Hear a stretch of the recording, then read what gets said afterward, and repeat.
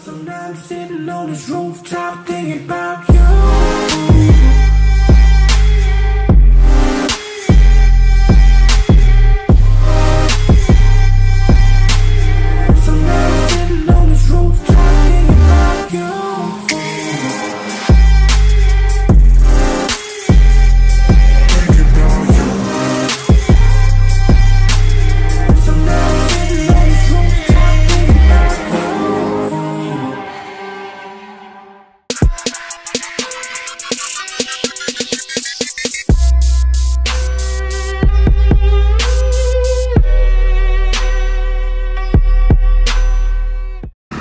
Alright, so guys, let's talk about, can you commute on a Supermoto?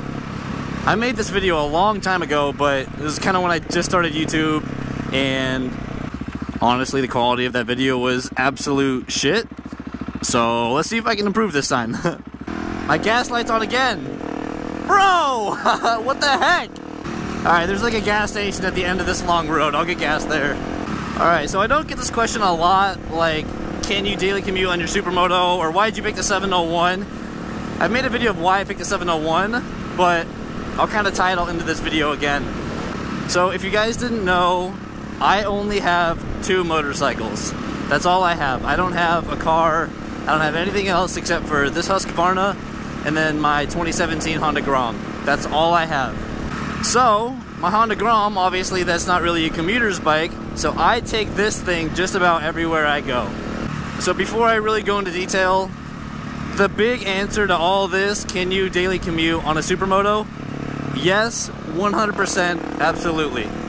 But you guys do have to be careful which one you choose.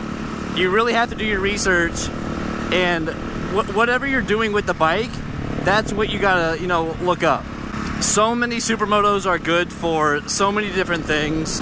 So jumping to mine real quick, I bought this one because of reliability and power. So if you guys didn't know, the Husqvarna 701 and the KTM 690 Enduro and SMCR, these have KTM Duke 690 engines in them, which is a street bike engine from the KTM Duke 690, which is a naked bike. So what that means is maintenance on this bike is every like 6,000 miles. I don't quite do it that long. Like, I'm at almost 1,700 miles. I've already done 2 oil changes. I just like to keep everything up and good, and okay, that's a branch. This engine is meant to put a bunch of miles on. That is one of the huge reasons why I bought this bike. Other than the stunning good looks, of course. Damn girl! So if you guys are looking at something like a 450, really from any brand, Honda, Yamaha, Suzuki, KTM, Husqvarna, well, I guess KTM and Husqvarna do have 450s, but like the 500 series, my 501 before this, when I had that bike, it was still running absolutely perfect. Like, I had nothing wrong with it. But those engines aren't street motors. Those engines really aren't meant to put thousands and thousands of miles on, so I kind of got rid of it before anything happened. Shoot, actually, this is why I bought the 701, because you got the gas tank in the back here. Helps you do wheelies. Oh, yeah. Hi, Poppy. Hi, Poppy. No way, I actually may have needed gas this time. That's hilarious. I guess I didn't fill up yesterday. Wow. Wow.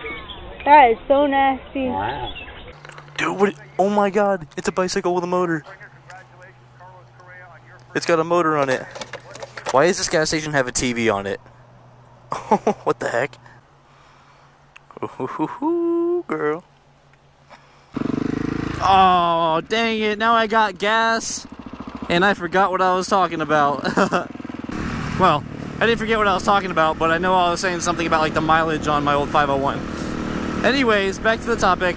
Those 450s, 500s, stuff like that, they aren't meant to put thousands and thousands of miles on. They really are just race engines. So, for example, on my 501 maintenance, you had to check the valves and then do an oil change every 15 hours. I didn't do it every 15 hours, I'll admit it, but you have to do an oil change and check the valves so much on those race bikes. It's ridiculous how much you have to do for them.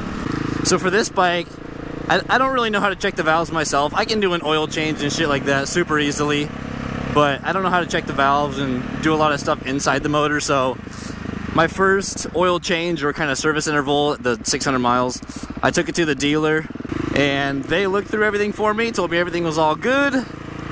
And since then I've done one oil change, and that is like all I have to do for this bike is just check up on the oil.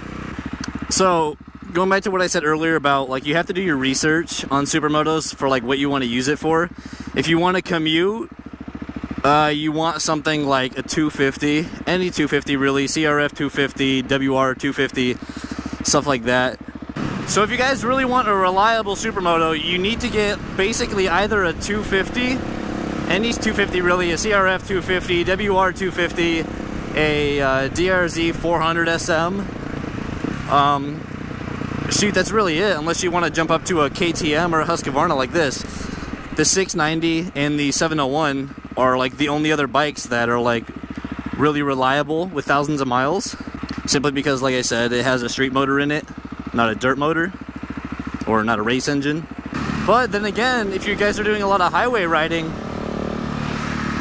a 250 is going to be ringing itself out the whole time. You can take a 250 on the highway, but you're going to be revving the heck out of it everywhere you go, basically. So I feel like that's why the DRZ 400 is so popular, because first of all, it's super cheap. Brand new, it's like 6,500 or 7 grand, brand new. The DRZ 400 has a little bit more power than, say, a 250 from Honda or Yamaha or something like that. And you can do anything on them. You can take them anywhere. Well, you can do that with any supermoto, really, but the only problem I think with DRZs is they're still carbureted. I feel like everybody says this. They're still carbureted, but it works so well. I've never really heard of any problems with DRZs. People put thousands, tens of thousands of miles on DRZs and they still run perfectly fine. So yes, it's got a carburetor, but you know, it's been proven that it works for so long. That's why they're not changing it. But now, jumping to the other side of the spectrum, if you want a supermoto, but you really want it for racing, you don't care about commuting on it, you're not going to put thousands and thousands of miles on it, and you don't want a 250, it's a little underpowered for you.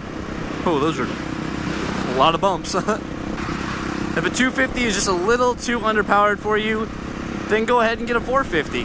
They are absolutely amazing bikes. So much freaking torque on them, it's ridiculous. They're super fast, they're meant to race. You can stunt them, you can do basically anything you want with them, except put thousands of miles on it. Shoot, but now I'm contradicting myself, because I had a 501 and I had like 8,000 miles on it, and that was a race motor. And it ran perfect, not a single problem when I traded it in. But I'm pretty sure I said this at the beginning of the video, or earlier in the video. I got rid of the 501 because it's not meant to put miles on, so I think, you know, in the future, it would blow up. That's why I got rid of it, because pretty soon I felt like it was gonna blow up. That's kind of the huge reason why I moved on to this. So I pulled the trigger on the 701 because, for me, this thing can do absolutely everything I want it to do.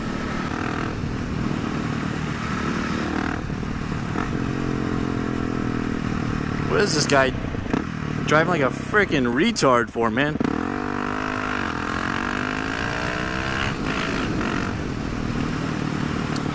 My dirt bike is still faster than your truck, boy. Trust me on that one.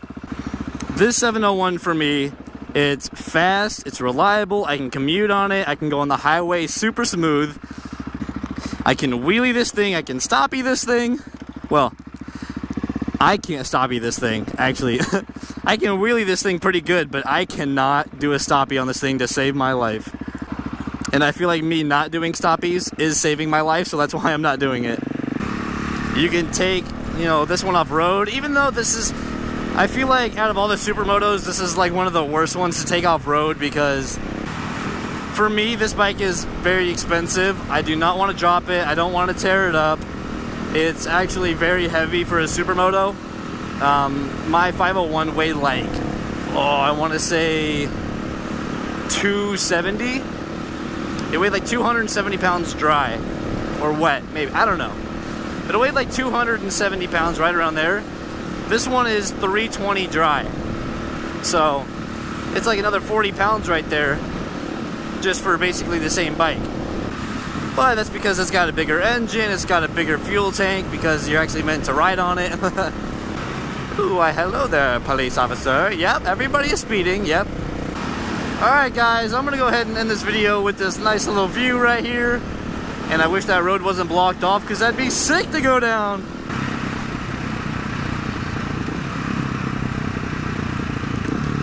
No way, this cop just gets somebody?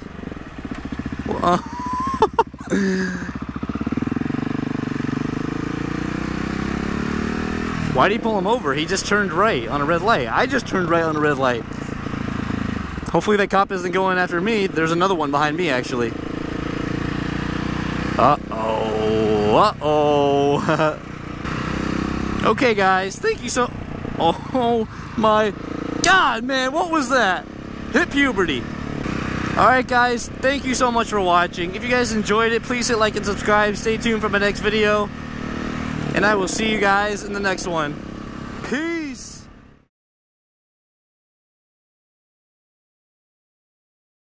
So just do it! Make your dreams come true!